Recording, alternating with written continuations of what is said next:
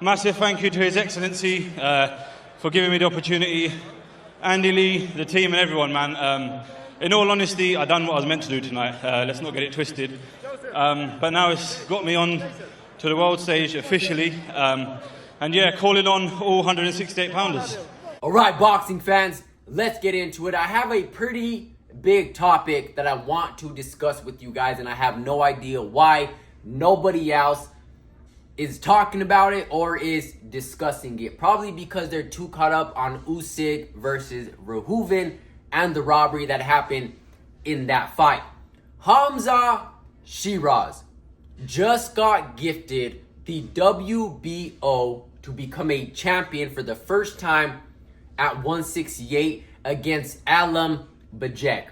Someone who's not in the top 10. Someone who is 39 years of age.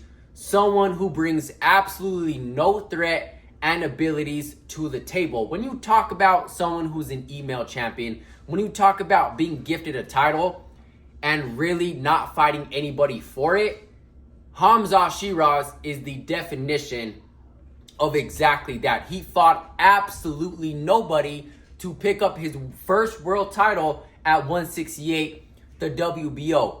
Now I know Jaime Munguia just fought and he picked up the WBA, defeating Resendez, which he could have also fought Resendez, and I get it.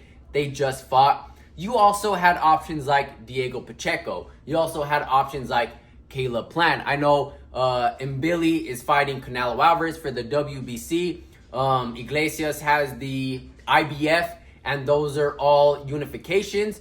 But picking up the WBO this way and who Hamzah Sheeraz fought, and everyone says that, Hamzah Sheeraz did exactly what he was supposed to do. Against who? He was supposed to do that. If he would have fought Jaime Munguia, Resendez, Caleb Plant, Diego Pacheco, Iglesias, I guaranteed his performance wouldn't have been that. I absolutely give Hamzah Sheeraz zero credit for how he picked up that WBO. And once again, when you talk about an email champion, when you talk about someone gifting you a title and not having to work for it, that's the pure definition of what we've seen this past weekend. Again, I give Hamzah Sheeraz absolutely no credit, and I am a fan of Hamzah Sheeraz. I tune in whenever he fights. He has the ability, he has the dedication, he has the mindset, he has the tunnel vision and the skills to become champion at 168 the right way and possibly run that division in the future, and possibly even a fight with Canelo Alvarez, which we are going to get into.